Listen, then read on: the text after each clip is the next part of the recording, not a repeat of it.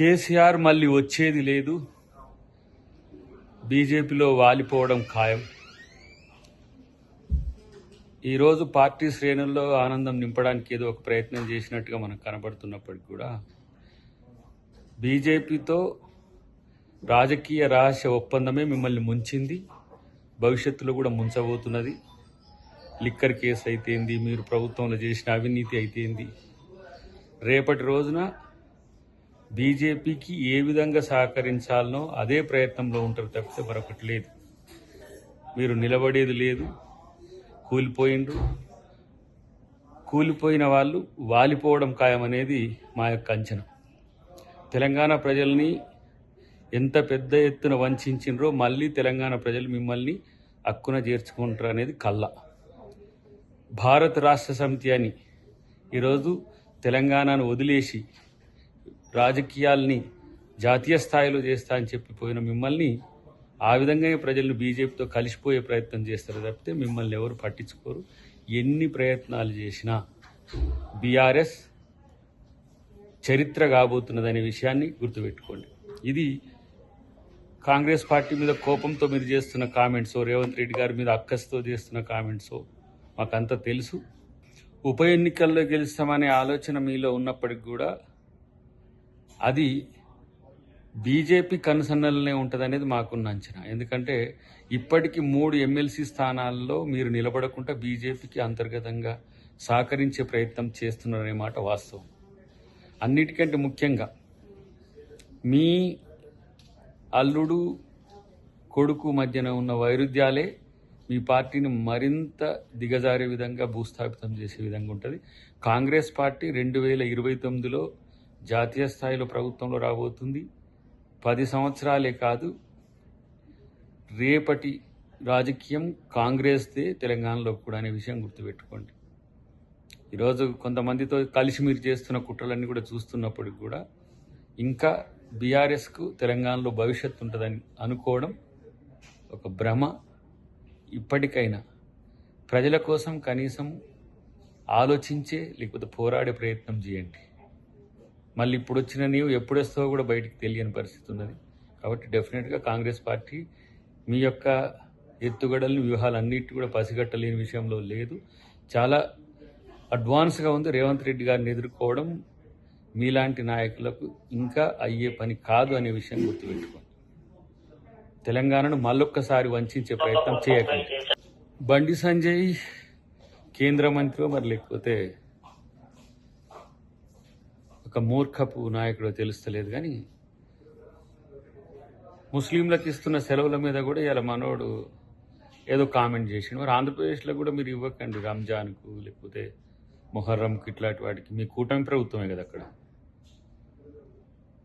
ముస్లింల మీద ఏదో విషయం జిమ్మితే హిందూ పోలరైజేషన్ అయిద్దని పిచ్చి భ్రమలు మానుకో మిత్రమా. ఎందుకంటే మీరు చేస్తున్న ప్రతి ప్రయత్నం తెలుగు ప్రజలకు అర్థమైపోతున్నది. కేవలం అధికారం కోసం, రాజకీయాల కోసమే చేస్తారని, లేదంటే నీ వర్గపు వాళ్ళకి రాష్ట్ర అధ్యక్షుడు ఇప్పించుకోవాలని మనం ప్రయత్నం చేస్తున్నామో తెలియదు, కానీ ఇదంతా కూడా బీజేపీ పతనమవుతున్న రోజుల్లో మీరు పడుతున్న వృధా ప్రయాస, వృధా శ్రమ. మీకేదో అటు బాబు ఇటు నితీష్ కుమార్ వల్ల చివరి అవకాశం, చావు తప్పు కళ్ళు లొట్టబోయేటట్టు ఆ మిషన్లతోనే మనుషులతోనే అధికారం వచ్చింది. అప్పటి వరకైనా మీరేమైనా ప్రజలకు మేలు చేసే ప్రయత్నం చేయండి, లేదంటే మిమ్మల్ని ప్రజలు కూడా క్షమించే స్థితిలో ఉండరు. ఏ విధంగా దేశ స్థాయిలో మోడీ గారి ప్రభ తగ్గిపోతుందో మీ బీజేపీ ఆలోచనలు కూడా కాలం చెల్లినాయి అనే విషయాన్ని ఆలోచిస్తే మంచిది. కేసీఆర్ మళ్ళీ వచ్చేది లేదు, బీజేపీలో వాలిపోవడం ఖాయం. ఈరోజు పార్టీ శ్రేణుల్లో ఆనందం నింపడానికి ఏదో ఒక ప్రయత్నం చేసినట్టుగా మనకు కనబడుతున్నప్పటికీ కూడా బీజేపీతో రాజకీయ రహస్య ఒప్పందమే మిమ్మల్ని ముంచింది, భవిష్యత్తులో కూడా ముంచబోతున్నది. లిక్కర్ కేసు అయితేంది, మీరు ప్రభుత్వంలో చేసిన అవినీతి అయితేంది, రేపటి రోజున బీజేపీకి ఏ విధంగా సహకరించాలనో అదే ప్రయత్నంలో ఉంటారు తప్పితే మరొకటి లేదు. మీరు నిలబడేది లేదు, కూలిపోయిన వాళ్ళు వాలిపోవడం ఖాయమనేది మా యొక్క అంచనా. తెలంగాణ ప్రజల్ని ఎంత పెద్ద ఎత్తున వంచిండ్రో మళ్ళీ తెలంగాణ ప్రజలు మిమ్మల్ని హక్కున చేర్చుకుంటారు అనేది కళ్ళ. భారత రాష్ట్ర సమితి అని ఈరోజు తెలంగాణను వదిలేసి రాజకీయాల్ని జాతీయ స్థాయిలో చేస్తా అని చెప్పిపోయిన మిమ్మల్ని ఆ విధంగానే ప్రజలను బీజేపీతో కలిసిపోయే ప్రయత్నం చేస్తారు తప్పితే మిమ్మల్ని ఎవరు పట్టించుకోరు. ఎన్ని ప్రయత్నాలు చేసినా బీఆర్ఎస్ చరిత్ర కాబోతున్నదనే విషయాన్ని గుర్తుపెట్టుకోండి. ఇది కాంగ్రెస్ పార్టీ మీద కోపంతో మీరు చేస్తున్న కామెంట్సో, రేవంత్ రెడ్డి గారి మీద అక్కస్తో చేస్తున్న కామెంట్సో మాకంతా తెలుసు. ఉప ఎన్నికల్లో గెలుస్తామనే ఆలోచన మీలో ఉన్నప్పటికి కూడా అది బీజేపీ కనుసన్నలనే ఉంటుందనేది మాకున్న అంచనా. ఎందుకంటే ఇప్పటికీ 3 ఎమ్మెల్సీ స్థానాల్లో మీరు నిలబడకుండా బీజేపీకి అంతర్గతంగా సహకరించే ప్రయత్నం చేస్తున్నారనే మాట వాస్తవం. అన్నిటికంటే ముఖ్యంగా మీ అల్లుడు కొడుకు మధ్యన ఉన్న వైరుధ్యాలే మీ పార్టీని మరింత దిగజారే విధంగా భూస్థాపితం చేసే విధంగా ఉంటుంది. కాంగ్రెస్ పార్టీ 2029లో జాతీయ స్థాయిలో ప్రభుత్వంలో రాబోతుంది. 10 సంవత్సరాలే కాదు, రేపటి రాజకీయం కాంగ్రెస్దే తెలంగాణలో కూడా అనే విషయం గుర్తుపెట్టుకోండి.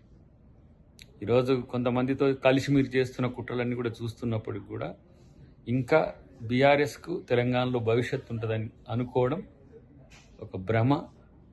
ఇప్పటికైనా ప్రజల కోసం కనీసం ఆలోచించే లేకపోతే పోరాడే ప్రయత్నం చేయండి. మళ్ళీ ఇప్పుడు వచ్చిన నీవు ఎప్పుడు వస్తావో కూడా బయటికి తెలియని పరిస్థితి ఉన్నది. కాబట్టి డెఫినెట్గా కాంగ్రెస్ పార్టీ మీ యొక్క ఎత్తుగడలను వ్యూహాలన్నిటి కూడా పసిగట్టలేని విషయంలో లేదు. చాలా అడ్వాన్స్గా ఉంది. రేవంత్ రెడ్డి గారిని ఎదుర్కోవడం మీలాంటి నాయకులకు ఇంకా అయ్యే పని కాదు అనే విషయం గుర్తుపెట్టుకోండి. తెలంగాణను మళ్ళొక్కసారి వంచే ప్రయత్నం చేయకండి. బండి సంజయ్ కేంద్ర మంత్రి మరి లేకపోతే ఒక మూర్ఖపు నాయకుడో తెలుస్తలేదు, కానీ ముస్లింలకు ఇస్తున్న సెలవుల మీద కూడా ఇలా మనోడు ఏదో కామెంట్ చేసిండు. మరి ఆంధ్రప్రదేశ్లో కూడా మీరు ఇవ్వకండి, రంజాన్కు లేకపోతే మొహర్రంకు ఇట్లాంటి వాటికి. మీ కూటమి ప్రభుత్వమే కదా అక్కడ. ముస్లింల మీద ఏదో విషయం జిమ్మితే హిందూ పోలరైజేషన్ అయిద్దని పిచ్చి భ్రమలు మానుకో మిత్రమా. ఎందుకంటే మీరు చేస్తున్న ప్రతి ప్రయత్నం తెలుగు ప్రజలకు అర్థమైపోతున్నది. కేవలం అధికారం కోసం, రాజకీయాల కోసమే చేస్తారని, లేదంటే నీ వర్గపు వాళ్ళకి రాష్ట్ర అధ్యక్షుడు ఇప్పించుకోవాలని మనం ప్రయత్నం చేస్తున్నామో తెలియదు. కానీ ఇదంతా కూడా బీజేపీ పతనమవుతున్న రోజుల్లో మీరు పడుతున్న వృధా ప్రయాస, వృధా శ్రమ.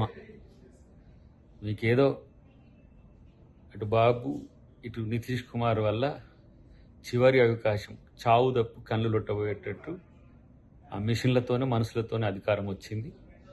అప్పటి వరకైనా మీరేమైనా ప్రజలకు మేలు చేసే ప్రయత్నం చేయండి. లేదంటే మిమ్మల్ని ప్రజలు కూడా క్షమించే స్థితిలో ఉండరు. ఏ విధంగా దేశ స్థాయిలో మోడీ గారి ప్రభ తగ్గిపోతుందో మీ బీజేపీ ఆలోచనలు కూడా కాలం చెల్లినాయి అనే విషయాన్ని ఆలోచిస్తే మంచిది.